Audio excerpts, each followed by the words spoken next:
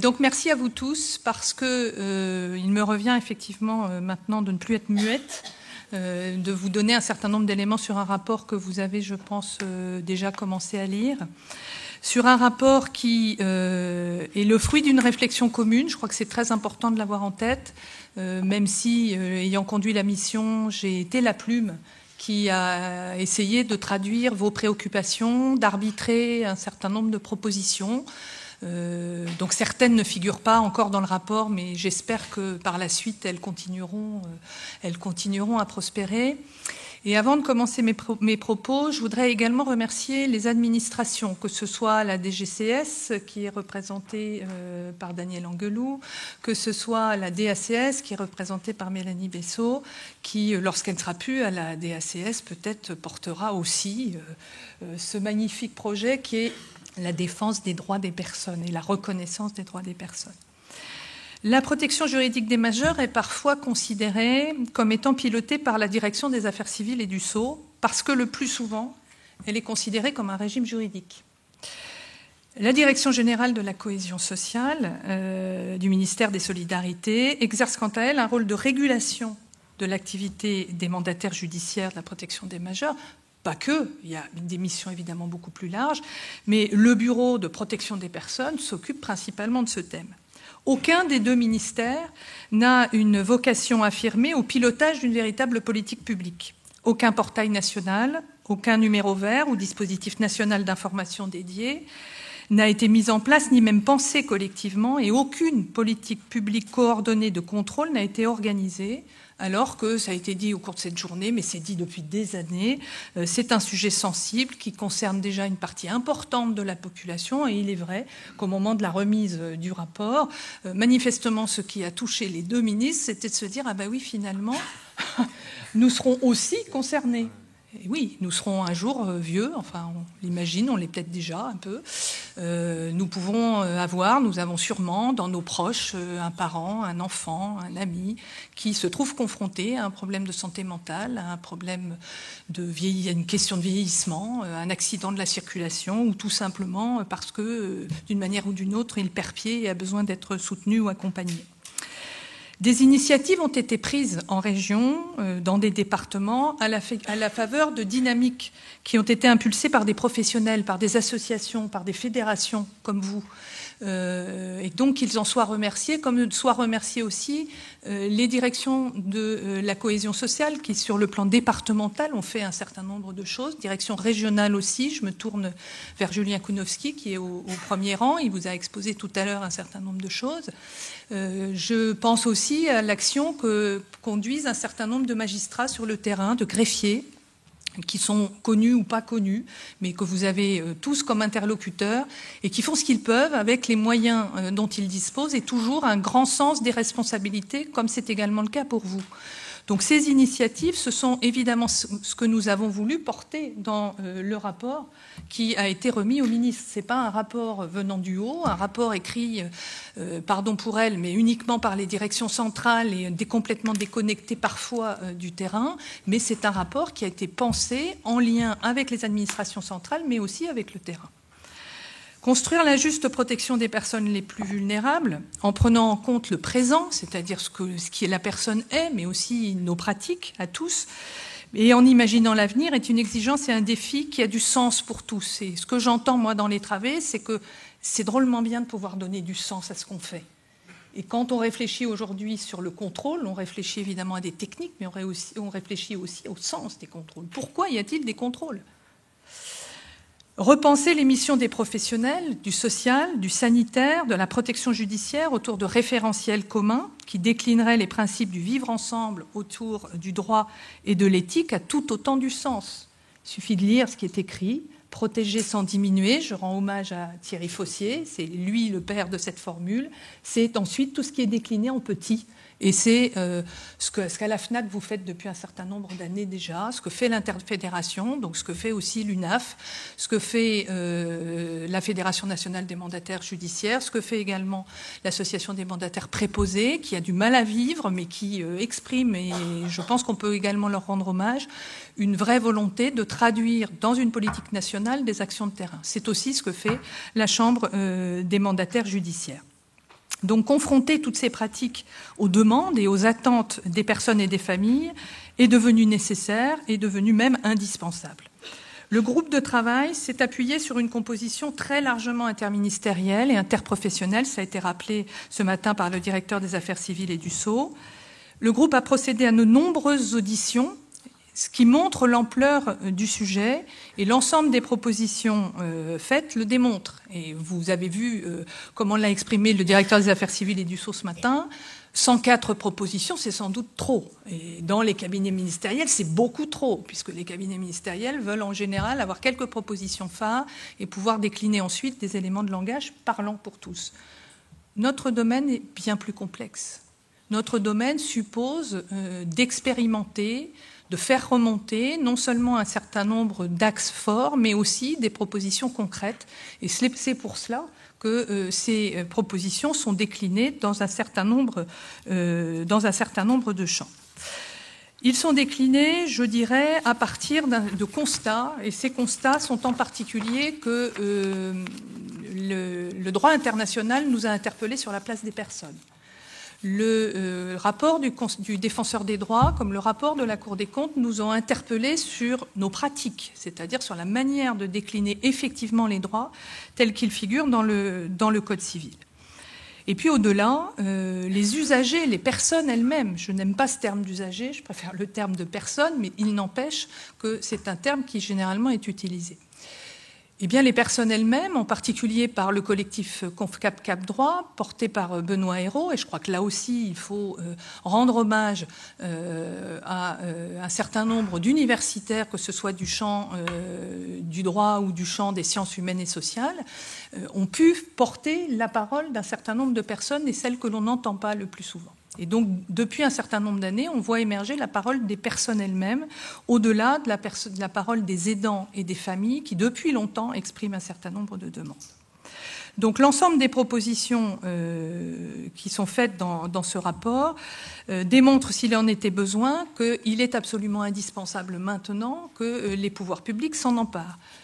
Je suis modérément optimiste ou modérément pessimiste, je ne sais pas comment il faut exprimer les choses. En tout cas, ce qui est certain, c'est qu'un certain nombre de propositions se traduiront par des amendements. Le directeur des Affaires civiles et du Sceau l'a dit ce matin. Un certain nombre de propositions existeront, peut-être, sans doute, probablement, je ne sais pas, dans le projet de loi dépendance autonomique portera Agnès Buzyn. Nous verrons ce qu'en dira tout à l'heure l'adjointe du directeur général de la cohésion sociale. En tout cas, la dernière partie du rapport de mission ajoute un pilier essentiel qui est celui des contrôles, du statut, de l'organisation des mandataires judiciaires et pose les prémices d'une feuille de route. Je crois que c'est une première dans un rapport de mission interministérielle que de poser clairement des actions, de proposer un certain nombre d'actions, et je vous invite à lire non seulement les propositions, mais également la feuille de route. Alors, j'essaierai de résumer en 4 points le rapport. Le premier, c'est que nous avons essayé de penser une modification de l'architecture de la protection des personnes vulnérables, en particulier en proposant de créer une mesure judiciaire unique, donc décidée par un juge statutaire dédié. Nous sommes rassurés parce que ce matin, il a encore été confirmé que le juge d'instance, dans son volet, notamment juge des tutelles, serait maintenu. Donc ça n'était pas une évidence avant notre groupe de travail. Je pense que ça l'est maintenant. Ça ira beaucoup mieux quand ça sera voté. Pour l'instant, on est au stade de proposition par amendement, mais c'est déjà beaucoup. Donc ça, c'est le premier axe. Le deuxième axe, c'est la question de l'évaluation, appréciation des altérations des facultés personnelles, qui est absolument essentielle, puisqu'on parle depuis ce matin de la question des contrôles. Mais la question des contrôles, elle est très nettement articulée sur le suivi de la mesure elle-même à partir de ce que la personne peut valider ou ne peut pas valider. C'est un point qu'il faut évidemment avoir en tête. Le troisième axe, c'est la question des contrôles, de la sécurisation des mesures de protection, ainsi que le soutien apporté aux familles et la reconnaissance des professionnels. Et le quatrième axe, c'est la question de la coordination des acteurs avec une impulsion de véritable politique publique. L'instauration d'une mesure unique était un point qui a fait énormément débat dans notre groupe de travail. Manifestement, cette proposition ne sera pas reprise telle qu'elle dans les amendements portés par le ministère de la Justice. En tout cas, l'idée qui a été la nôtre dans le groupe de travail, et cette question de la mesure unique a fait vraiment beaucoup de débats. Je me tourne vers Ange. L'idée est de simplifier le dispositif et d'individualiser effectivement les mesures de protection à partir d'une mesure de soutien de la personne elle-même. Et donc c'est une mesure que nous avons appelée la mesure unique de sauvegarde des droits. Sur la forme, mais évidemment, cette mesure va supposer encore un certain nombre de travaux, de réflexions, puisque remplacer les mesures actuelles de sauvegarde de justice, curatelle, tutelle, par un instrument juridique unique est très séduisant intellectuellement, mais sans doute déstabilisant, parce que cette modification profonde va impliquer des modifications tant sur la forme que sur le fond. Sur la forme, il faudra instaurer une mesure unique obligera à structurer de manière inédite le Code civil en détachant les règles de la gestion du patrimoine d'une personne adulte et celles du patrimoine d'un enfant, qui jusqu'à présent était évidemment jointe et ce qui pose un certain nombre de difficultés. Il sera indispensable de choisir un vocabulaire juridique qui ne renvoie plus au système de la tutelle.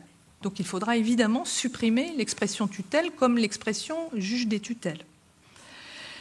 À l'image du droit allemand qui s'est débarrassé pour la personne adulte de cette notion au profit de la notion d'assistance, le législateur français devra en faire de même, mais avec cette difficulté que la notion d'assistance est très connotée dans le discours public, même si juridiquement la notion d'assistance renvoie à la curatelle. Donc on voit bien qu'il y a tout un effort d'explication, de pédagogie pour dire qu'au-delà de l'assistance, il s'agit vraiment de soutenir les personnes dans ce qu'elles expriment et dans les décisions qu'elles peuvent continuer à prendre.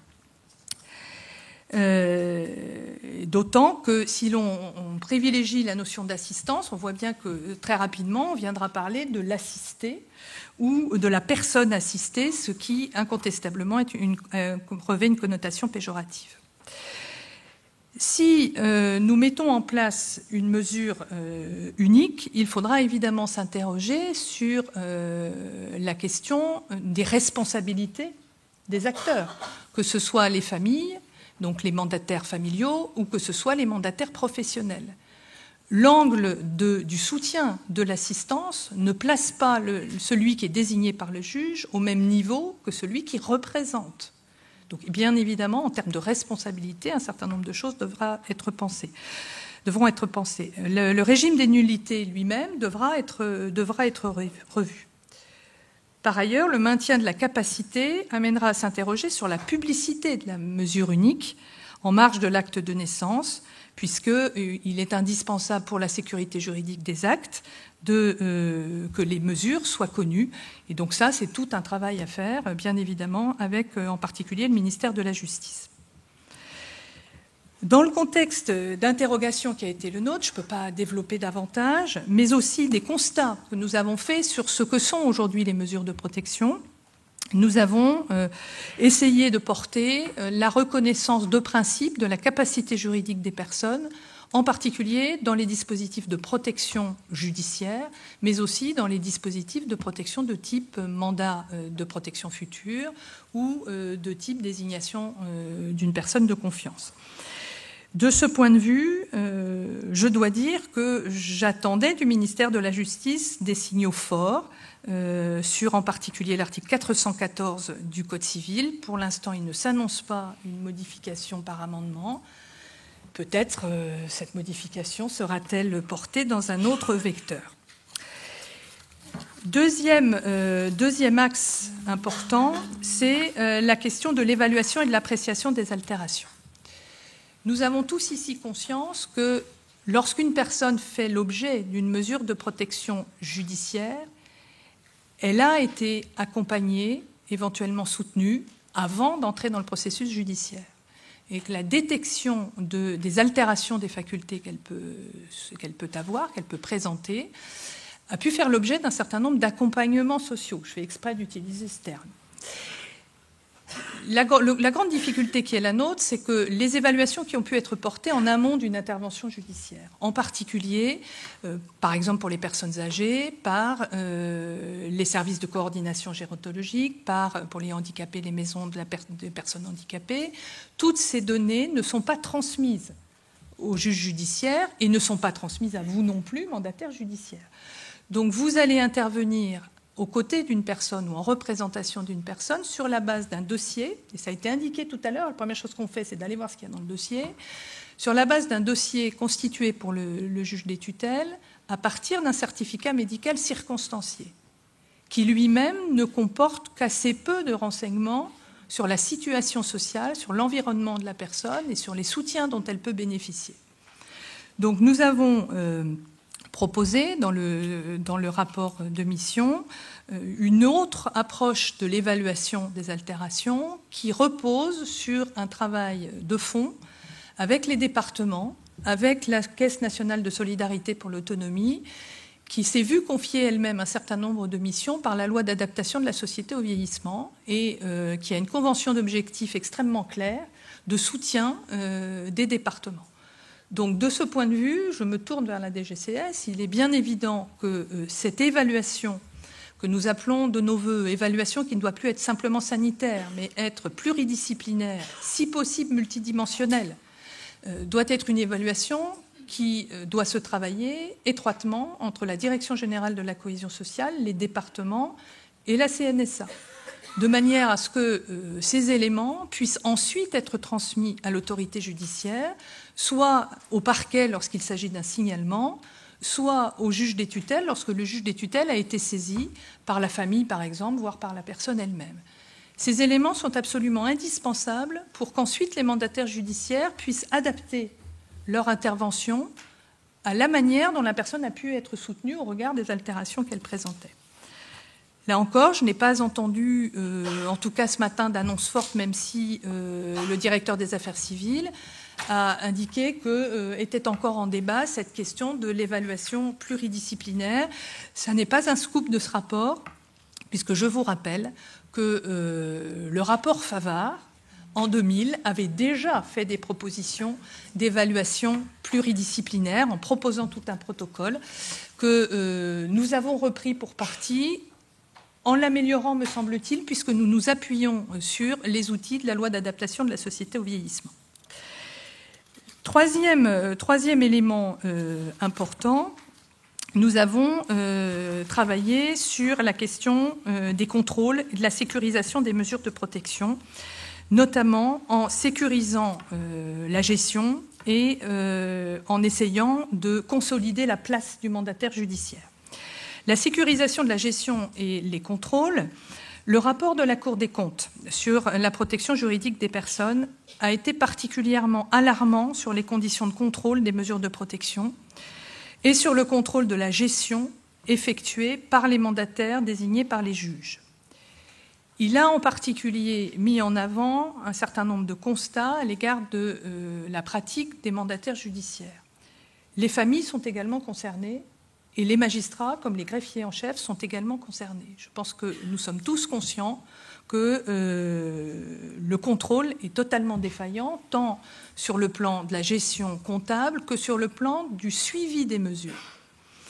Et de ce point de vue, le rapport fait un certain nombre de propositions concernant en particulier l'inventaire.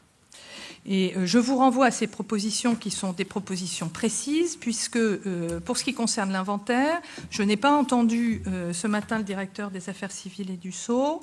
Il a fait la distinction entre deux niveaux d'inventaire, l'inventaire immédiat, qui est l'inventaire mobilier, et puis l'inventaire plus exhaustif du patrimoine.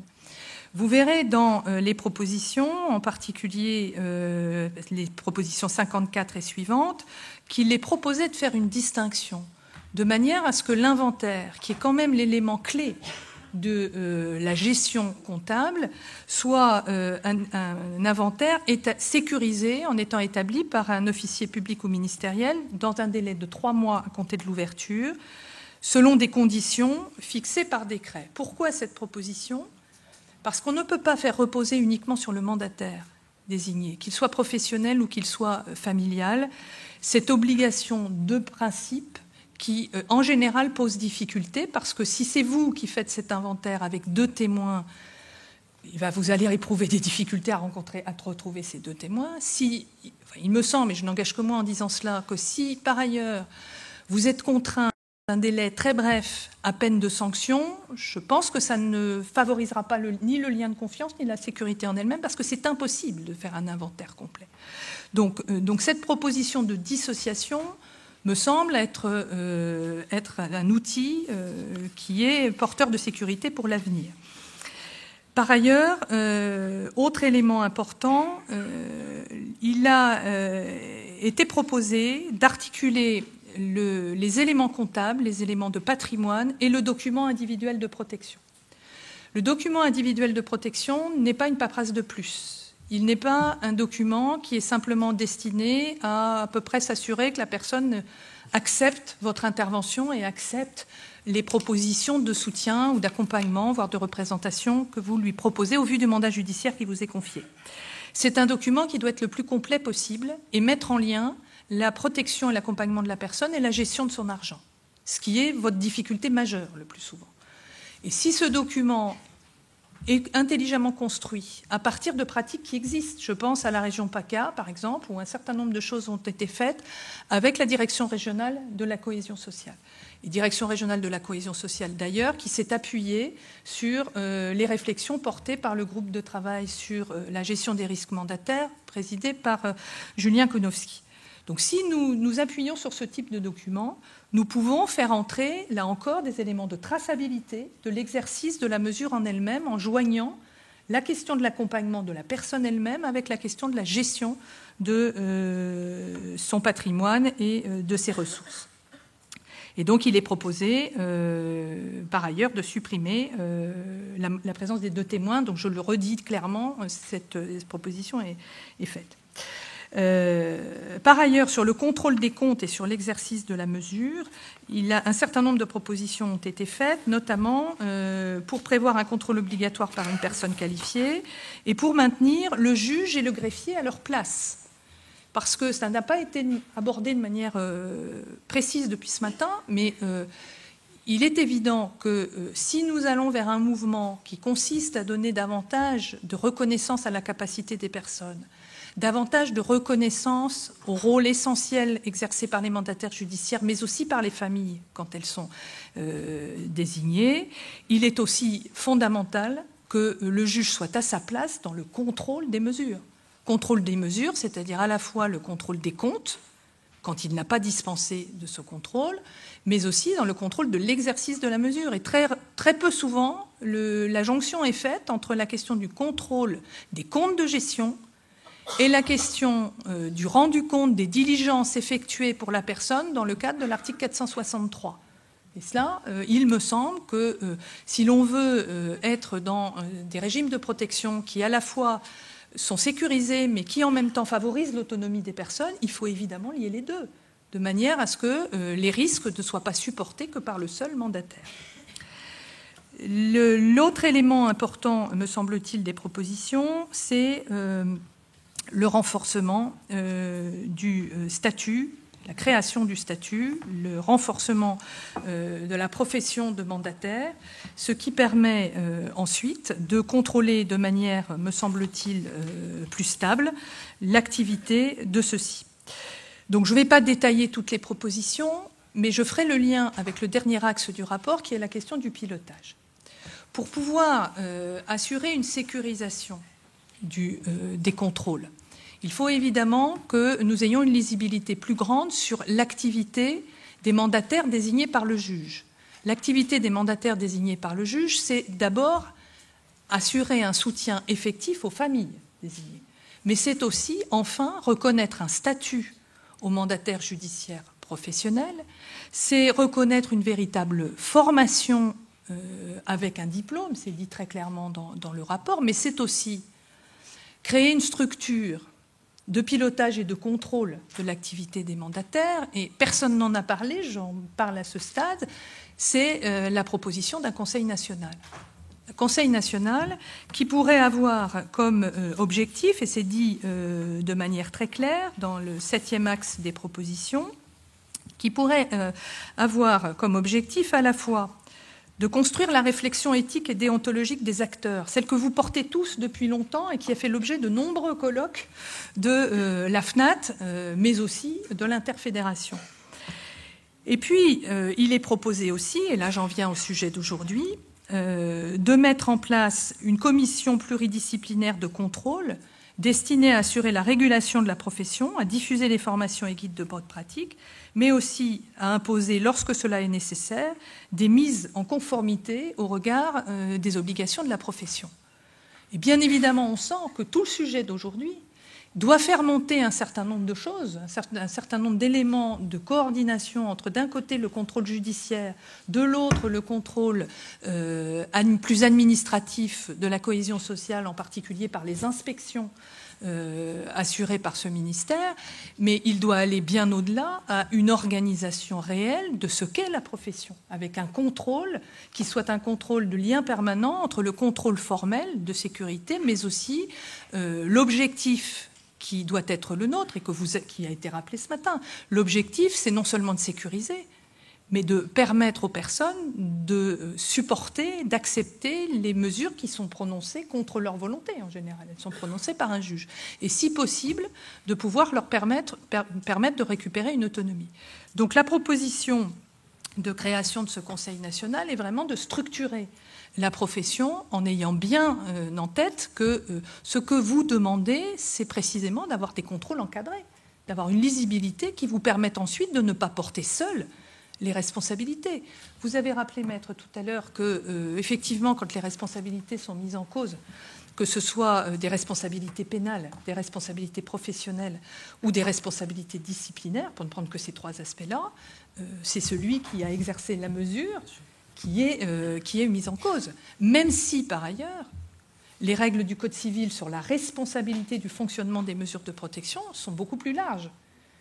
Et évidemment, sur ces questions-là, il sera indispensable de continuer à travailler. Là, on n'a pas abordé cette question dans le cadre du groupe de travail, mais la responsabilité pour faute simple dans le fonctionnement de la mesure de protection, ça a été l'objet d'un colloque il y a 2 ans, me semble-t-il, ou 3 ans, doit évidemment, là encore, être mise en lien avec nos sujets. Donc je terminerai par là, parce que pour le reste, j'ai bien conscience qu'un rapport à 104 propositions, une feuille de route, c'est forcément totalement indigeste pour les cabinets ministériels. Mais en revanche, il me semble que c'est notre travail à tous de s'en imprégner, parce que ce ne sont pas des propositions qui sont sorties du chapeau comme ça, mais qui sont les vôtres. C'est aussi notre tâche à tous de lire l'intégralité du rapport, 104 pages, parce que je crois qu'il traduit le fait que, au-delà de la plume qui l'a rédigé, c'est vraiment un mouvement, une dynamique d'ensemble qui a été impulsée à partir d'une démarche de consensus. Et rappelez-vous qu'à côté de ce rapport, il y a un gros volume qui est consacré aux contributions, c'est plus de 360 pages, je crois, et donc allez le voir. Allez voir ces contributions, parce qu'elles ont été portées par vos représentants. Et donc, en fait, le rapport n'est que... Voilà, c'est ça. Vous voyez, donc moi... Mon petit travail de synthèse, c'est que ça. Et voilà, les contributions, c'est tout ça. Donc c'est ça qui doit évidemment faire vivre ce domaine aussi essentiel, parce que c'est une question de société. Et c'est par là que nous pourrons aborder la question qui est aujourd'hui la nôtre et qui va faire l'objet de la table ronde, c'est-à-dire la question de la coordination des contrôles. Donc que fait-on ? Que fait-on en contrôle interne, en contrôle externe, en contrôle par les pairs ? Et comment articule-t-on tout cela ? Voilà, je vous remercie et je pense que vous avez compris que nous n'avons pas terminé de travailler.